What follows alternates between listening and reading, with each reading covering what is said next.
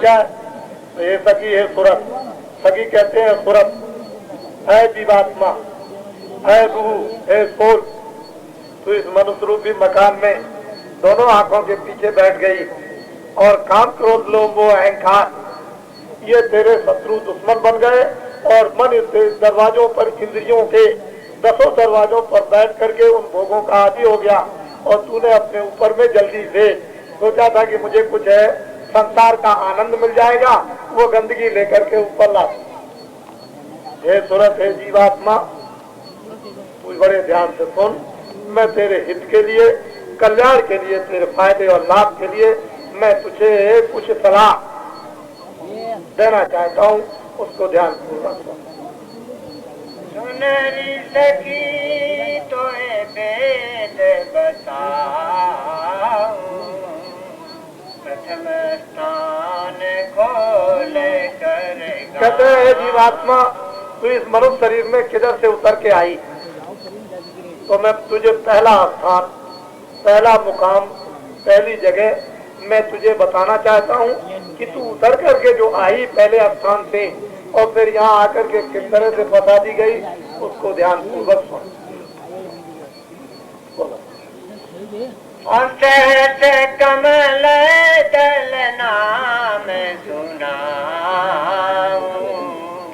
ज्योति निरंजन बास लगा।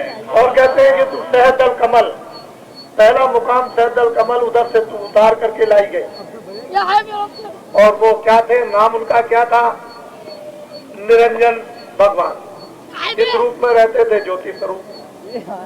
जब उधर से तू उधर से आई, उतारी गई नीचे, तो ये नीचे वाले स्थान से पहला, वहां से तू नीचे उतार कर और इस मनुष्य रूपी मकान में दोनों आंखों के बीचों बीच में यहाँ इस शरीर में बैठा दी गई। जब तेरी आंख खुली थी तो सज्जुग जोगी सब विज्ञानी, उस समय तेरी आंख खुली थी, तुझको सब कुछ दिखाई देता था, पूरा भूत भविष्य का तुझे ज्ञान और अनुभव था। उस समय पर तू जब यहाँ पर आई, जोगी सब विज्ञानी कर अभ्यास करे, शरीर छूटा कि तू फौरन अपने मालिक के यहाँ पास वापिस चली जाती थी। लेकिन पीछे क्या किया इन्होंने, ज्योति स्वरूप भगवान निरंजन देव ने, कि तुझे ला करके एक मनुष्य रूपी मकान इस पिंड पर बैठा दिया। और फिर क्या करेंगे उसको ध्यान से सुनो। तीन लोक वेद चार कहते हैं ये 3 लोक के मालिक हैं। एक तो ये पिंड के मालिक हैं, ये जो आपको जो कुछ भी बाहर की दोनों आंखों से दिखाई देता है, यहाँ आंखों की हद तक ये पिंड लोक, इसके बाद दूसरा एक अंड लोक और तीसरा एक ब्रह्मांड लोक, और सब में अलग अलग शरीर और अलग रचना। ये 5 तत्वों की रचना है, जल, पृथ्वी, अग्नि, वायु, आकाश। लिंग शरीर में 17 तत्वों की रचना है, वह ये शरीर नहीं, न इस तरह का भोग है, न ऐसे कपड़े, न खाना पकाना, न दूध पीना, न कोई बीमारी इस तरह की है कि दवा खाना, वो तो लिंग शरीर अलग है 17 तत्वों का। इसके बाद में फिर वो 9 तत्वों का एक सूक्ष्म शरीर है। ये 3 लोक के वो मालिक निरंजन देव भगवान जो सहदल कमल में विराजमान और वो ऊपर से उतार करके इधर लाए, उन्होंने 3 देवताओं को स्थापित किया। उनका नाम क्या है? ब्रह्मा, विष्णु और शिव। ये 3 देवता उन्होंने स्थापित किए और 3 के क्या क्या काम उन्होंने, ड्यूटी क्या क्या तीनों को दी। विष्णु को तो दी पालन करने की, ब्रह्मा को दी उत्पत्ति करने की, और शिव जी को दी संहार करने की। इन 3 ड्यूटियों को, 3 कामों को निरंजन देव भगवान ने अपनी आद्या महाशक्ति से ये 3 पुत्र पैदा किए और तीनों को अलग अलग काम दिया और आद्या महाशक्ति को अलग आदेश दे दिया कि तुम अलग बैठ जाओ, इन तीनों पुत्रों को मेरा पता मत देना, ताकि ये सारे संसार का काम करेंगे। और फिर उन्होंने 4 खाने, 84 लक्ष योनियां, अर्थात उन्होंने नर्क और सुरंग, ये सब कुछ उन्होंने बनाकर और पूरा का पूरा एक विधान का निर्माण कर दिया। उसके लिए उन्होंने ब्रह्मा को भेजा, विष्णु को भेजा, शिव को भेजा, तीनों को अलग अलग गुणों में भेज दिया। और यहाँ तीनों ने घोर तपस्या की, जंगल में जाकर समाधि लगा करके उन्होंने तप किया। तप करते करते करते करते कितने युग बीत गए, तप करते रहे, तप करते रहे। उसके बाद में आज्ञा महाशक्ति को, माता को आदेश हुआ कि तुम इनको पूछो कि तुम लोगों ने इतने दिनों तक तपस्या की तो तुमको तुम्हारे पिता का दर्शन हुआ? तो ब्रह्मा जी से पूछा गया, जिन्होंने वेदों को बनाया, वेदों को जिन्होंने लिखा, जिसमें उत्पत्ति करने का इनको अधिकार दिया गया था, उनसे पूछा कि तुमने पिता का दर्शन किया? तो फौरन उन्होंने अपनी माता आद्या महाशक्ति से कह दिया कि मैंने दर्शन किया। ब्रह्मा से कहा कि मैंने दर्शन किया। शिव और विष्णु से पूछा कि तुमने दर्शन किया? तो विष्णु और शिव ने कहा कि मैंने दर्शन नहीं किया। उस आद्या महाशक्ति ने समाधि में लगा करके देखा कि ये ब्रह्मा झूठ बोल गए, और उन्होंने अपने ब्रह्मा पुत्र को श्राप दे दिया कि जाओ, जगत में तुम्हारी कोई पूजा नहीं करेगा, क्योंकि और विष्णु की पूजा होगी, क्योंकि इन्होंने सत्य बोला। ये झूठ बोल गए कि मुझे उस दल कमल में यानी निरंजन भगवान का दर्शन हुआ, और दर्शन नहीं हुआ।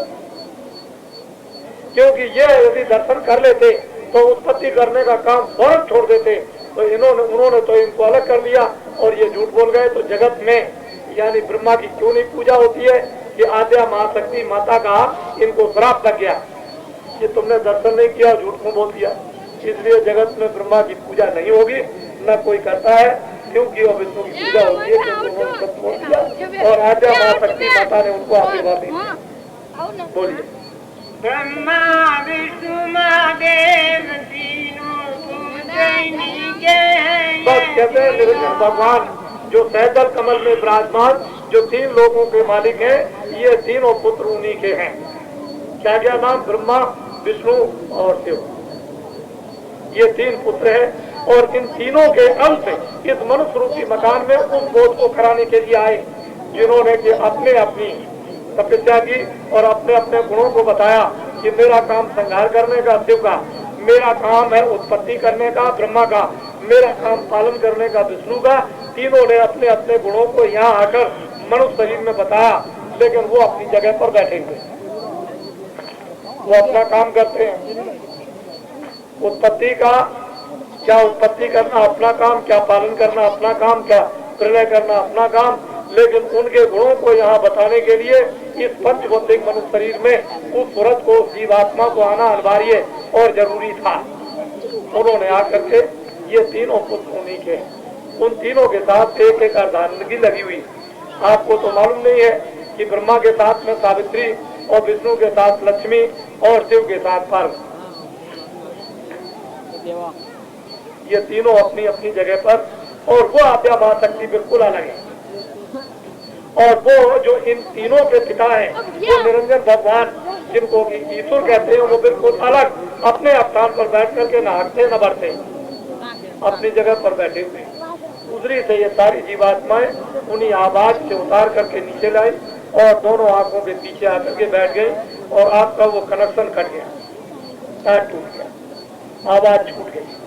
अब आपको पता नहीं कि मैं किधर जाऊं, कहां से आया, मुझे खाना जाना। जब तक वेदी नहीं मिलेगा, जानकार नहीं मिलेगा, अनुभवी नहीं मिलेगा, उसको जानने वाला, तब तक उस तार को कोई जोड़ नहीं सकता। अभी आपने देखा है अंधेरा हो गया, जरा सा तार हट गया, अंधेरा हो गया। इसी तरह से जीवात्माओं का उससे तार हट गया, अंधेरा हो गया, अब उनको कोई ज्ञान नहीं। अब इधर फंसी है, अपने अस्तित्व को, अपने बोध को इन्होंने खत्म कर दिया। इतनी गंदगी आ गई कि मैं जीवात्मा हूँ, कि मैं शरीर हूँ, कि मैं आँख हूँ, कि मैं सोना हूँ, कि मैं चांदी हूँ, कि मैं आसमान हूँ, कि मैं जमीन हूँ, क्या मैं आग हूँ, क्या मैं पानी हूँ, कुछ नहीं पता चलता कि क्या हूँ। जब तक खुद को न जाने तब तक खुदा को क्या जाने, अपने आप को स्वयं को न पहचाने, भगवान को क्या पहचाने। तो जब अपने आप को जगा लिया जाए कि मैं क्या हूँ, तो परमात्मा मिल जाएगा। बिना महात्माओं के काम होने वाला है। हम लोग चाहते हैं कि थोड़ा बहुत पढ़ लिख लिया, वैसे तो ये है कि जो कुछ भी स्कूलों में डिग्री प्राप्त की, वो मुझे मालूम है कि नकल करके आपने डिग्री प्राप्त की, और वो भी कहीं 45 नंबर से और कहीं 50 और 55 नंबर से, 100 नंबर से किसी को नहीं।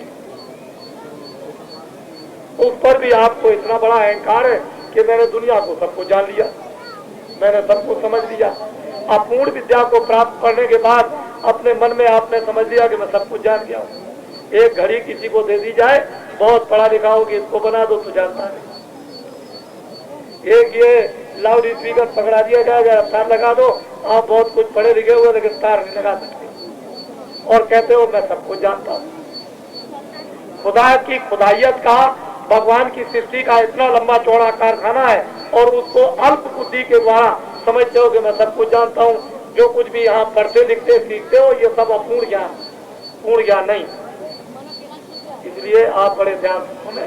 मैं आपको परम आत्माओं का संदेश मनुष्य रूपी मकान में आपको ज्यों का त्यों आपको सुनाना चाहता हूँ, लेकिन आप इस योग नहीं है, फिर भी मैं आपको सुना रहा हूँ। ये ठीक है कि हमारी एक दिन में 2 दिन में ये परम भाषा, परम विद्या जो है समझ में नहीं आएगी, लेकिन सुनते सुनते सुनते सुनते क्या चीज नहीं आ जाती और क्या चीज नहीं देखने लगते हो।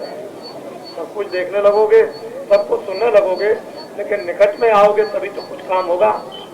दूर भगोगे, न कोई भाषा सीखने को मिलेगी, न कोई हुनर सीखने को मिलेगा। बोलो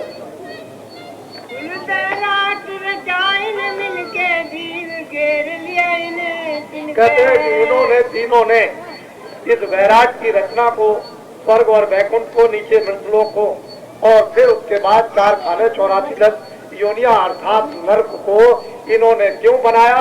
आपको तो मालूम नहीं है कि मैं इनको अधिकार दूंगा मनुष्य रूपी मकान में अच्छे बुरे काम करने का, तो इनके सजा के लिए उसने कारागार बनाए। अंडज, पिंडज, उकमज, अस्तावर 4 खाने बनाई और इसमें नस्लें बनाई, उसमें 84 लक्ष्य। फिर जब आप अपनी आजादी से बुरा काम करोगे तो उस कारागार में बंद, उस कुत्ते की योनि में, बिल्ली की योनि में, चूहे की योनि में, उस योनि में, गाय की योनि में, इससे निकाला उसमें, उससे निकाला उसमें, इस कारागार में इस मनुष्य रूपी मकान का किया हुआ जो भी कर्म है उसकी सजा आपको वहाँ दी जाएगी। अभी आप देखते हो एक नियम बना हुआ है, चोरी मत करना, लड़ाई झगड़ा मत करना। किसी से लड़ाई झगड़ा करोगे तो पहले तो एक छोटी सी जेल खाना है थाने में, उसके बाद फिर जाओगे कचहरी में, वहाँ मजिस्ट्रेट इंसाफ करेगा तो बड़ा जेल खाना, लंबी ज्यादा अगर सजा हो गई 20 साल की तो उससे भी बड़ा सेंटर जेल खाना, वहाँ जाकर बंद कर दिए जाओगे। तो आप इधर देखते ही हो कि जो गलती करते हो उसके लिए जेल खाना है, तो आप उधर की जो गलती कर रहे हो तो तीनों देवताओं ने मिलकर ये वैराट की रचना की है उसने, और उसने सारे जीवों को घेर करके रखा, घेर लिया।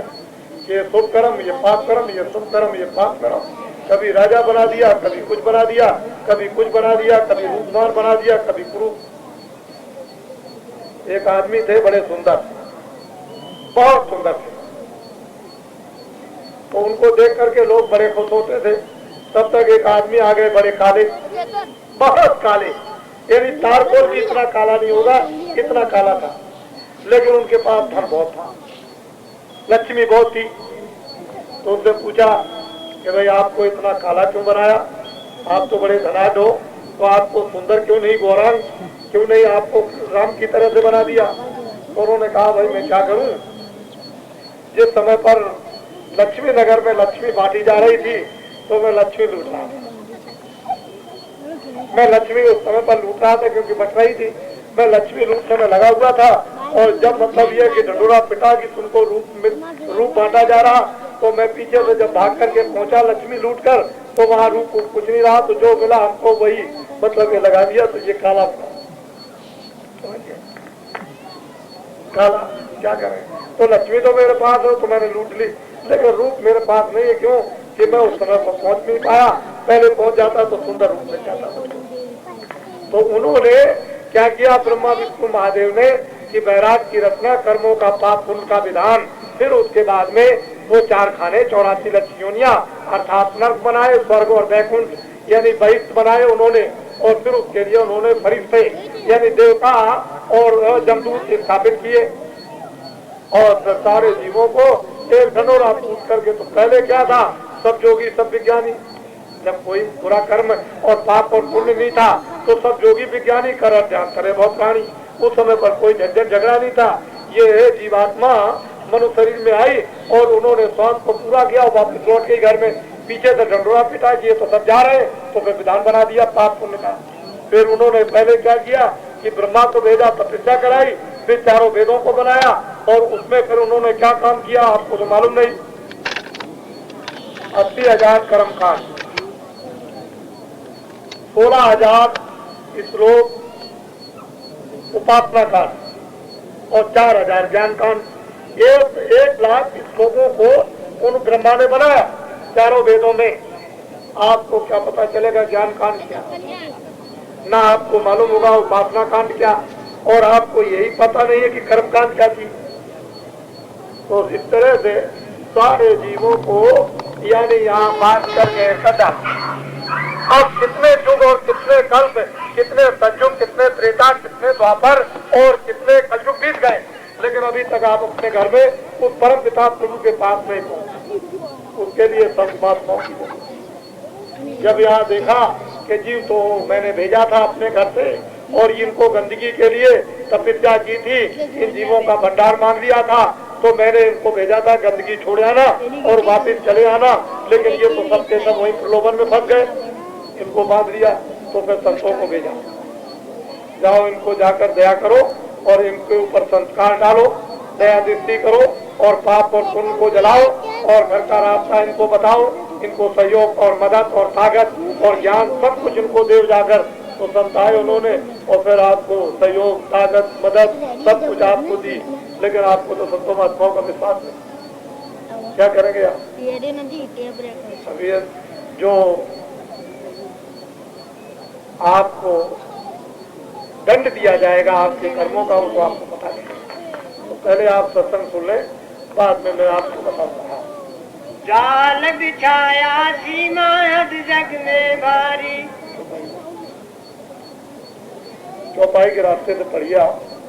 जाल बिछाया जग में भारी, बड़ा भारी जाल बिछा दिया, इतना जाल बिछाया है आपने उन्होंने कि आप निकल ही नहीं सकते। ऐसे कांटोदार जाल चारों तरफ से घेर दिया है, आपको तो भेद हो ही नहीं सकता भगवान का, ना महात्माओं का, ना अपना भेद हो सकता। क्या है दुनिया, क्या बनी, कैसे बनी, किसने बनाई? जाल बिछाया जग में भारी, इनकी पूजा जीव समारी। ये जीव क्या करे, कूट कूट करके कूट कूट करके कूट कूट करके इतना जर्जर कर दिया, इसको इतना कर दिया है कि डर की वजह से क्या करें। मैं कभी कभी सुना करता था बचपन में, मेरे सामने तो 12 रुपए तोला सोना बिकता था, मैं तो काफी उम्र का आदमी बैठा हुआ हूँ, लेकिन एक एक किस्से कहानी लोग कहा करते थे, नेपोलियन आया, नेपोलियन आया, नेपोलियन आया। नेपोलियन के नाम से लोग बड़ा डरते थे। अब जो सबसे ज्यादा आतंक पैदा कर दे दुनिया में, लोग कहते हैं आया आया आया, मारेगा पीटेगा, डर के मारे, बिल्कुल एकदम। तो वही कहते हैं कि जाल बिछाया, ऐसा जाल बिछा दिया, काम का, क्रोध का, लोभ का, इंद्रियों के भोगों का, इनका बाहर से ममत्व का, इसका ऐसा जाल बिछाया कि जीव बेचारे साथ के सब फंस गए और निकलने का कोई रास्ता इनको पता ही नहीं रहा। क्या करें, इनके तो अब बस की कोई बात रही, इसमें कुटेंगे पिटेंगे तो चले जाएंगे वहां, इनकी कौन रक्षा करेगा। ये भी मानव जीवन अनमोल मिला है, सतयुग द्वापर त्रेता कितने युग बीतने के बाद न मालूम सबके कितने जनों के पुण्य आपके जमा, और आज आपको उसका सौभाग्य मानव तन का प्राप्त हो गया, उसमें ये भोगों में फंस गए, विकारों में फंस गए, गंदगी को अपने सिर पर लाद करके।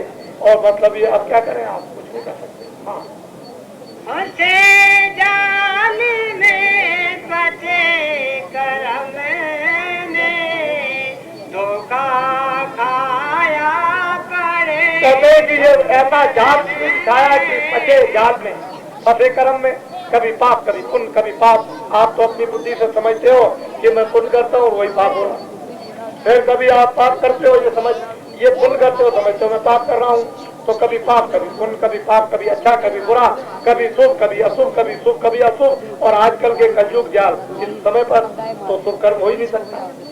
आंख से करोगे देखने का क्या काम करोगे, कानों से सुनने का, वाणी से बोलने का, बुद्धि से विचार करने का, मन का क्या पापी पाप करोगे तो अच्छा कर्म तो होगा नहीं। तो उन्होंने खूब अच्छी तरह से जाल में फंसा दिया। फंसे जाल में पड़े कर्म में और धोखा खाया पड़े भरम में। अब ऐसा तुमने धोखा खाया कि कोई लाख आपको समझाए, अरे भाई तुम ये क्या करते हो, आगे चले जाओगे नरकों में, 84 में चले जाओगे। कह लगे हमको जाने दीजिए, आपको हमारी चिंता क्या, हमको जाने दीजिए, क्या आपको जरूरत है, हमको भोगने दीजिए जो कुछ भी है। पड़े हुए हैं। एक रास्ते में मैं भी जा रहा था, रास्ते में एक आदमी गिरा पड़ा हुआ था, एक नाली बह रही, ऊपर को उसकी टांगे थी, नीचे को मोड़। तो मैंने सोचा कि ये आदमी क्या है, आदमी के उसके पैर दिखाई दिए तो ये ऊपर कैसे ऐसे करता है ऐसे। तो मरने ही वाला था, संयोग बस में पहुंच गया तो मैंने खींच के इधर को किया। मैंने लोगों से पूछा कि भाई ये क्या है, कह लगे भाई तो शराब पिए हुए नाली में गिर गया। तो भाई तुम लोगों ने क्यों नहीं बचाया, तुम लोगों ने बचाया क्यों नहीं, कह लगे रोज यही करता है। तो मैं क्या, जब उसका काम यही है कि रोज पिएगा नाली में गिरेगा तो रोज रोज इसको कौन बचाएगा। मरने वाला था, सहयोग बस उसको लादा कंधे पर, लाद करके उसको ले गए। बताया लोगों ने, उस घर का वहाँ ले गए, उसको पटक दिया जमीन में। वो रात भर पड़ा रहा और जब उसको सुबह होश आया तो देखा उसने कि मैं यहाँ पर पड़ा हुआ हूँ जमीन में। उठ करके उसको लोग ले आए, कहा कि हमको जो लाद करके ले आए उनको ले आओ। बोला कि आज से हम कभी शराब, मैं आपसे क्या करता हूँ, मेरी जान आपने बचा ली, मैं आप शराब कभी छोड़ दी शराब। आदमी बन गया, एक इंसान बन गया, अच्छे काम करने लगा। मतलब ये कितना मुसीबत। हमने ऐसे ऐसे लोगों को देखा कि रास्ते में शराब पी के गिर गए।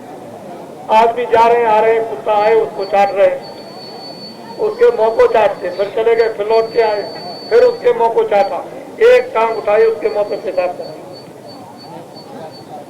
ठीक उसके मुंह पर पेशाब कर दी कुत्ते ने। यानी शराब पीने की ये दुर्दशा आप भी इस समय पर देखते हो कि क्या हालत गुजरती है घर में और बाहर। लेकिन आदमी कहता है आपसे क्या मतलब, मानो जीवन को खो दिया, मानो कर्म को खो दिया, मानो धर्म को खो दिया, मानो विचारों को खो दिया। ये फंसे हो कर्म जाल में, धोखा खाया पड़े भरम में। अब ऐसे भरम में फंस गए हो कि जो कर रहे हो उसी काम को समझते हो कि मैं ठीक करता हूँ, आपको तो मालूम नहीं कि आगे गड्ढा है, बस फौरन गिरने ही वाले हो। कौन आपको गड्ढे से बचाएगा, आप तो बिल्कुल एकदम से गिरने के लिए खड़े हुए हो, कोई बचाने वाला नहीं। अब इनको कोई समझावे, सतपुरुष का वेदन। कहते हैं कि ये जीव इतने उलझ गए, इतने फंस गए, अज्ञानी हो गए, इस जाल में, कर्म में, भरम में धोखा खाया, इनको विश्वास नहीं है। इनको कोई अब इनको समझाए तो विश्वास नहीं करता, इनको प्रीत और प्रतीत नहीं है कि भाई कोई हमारा अधिकार है। बच्चे से प्रेम करेंगे, पति से प्रेम करेंगे, पत्नी से प्रेम करेंगे, मित्रों से प्रेम करेंगे, मकान धन को अपना साथी बनाएंगे, ये सब कुछ जो छोड़ने वाली चीजें हैं।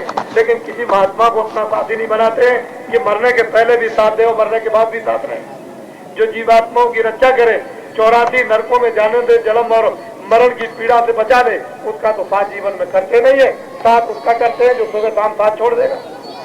ये सब मतलब है स्वार्थ, कोई अपने नहीं, सब स्वार्थ के साथ।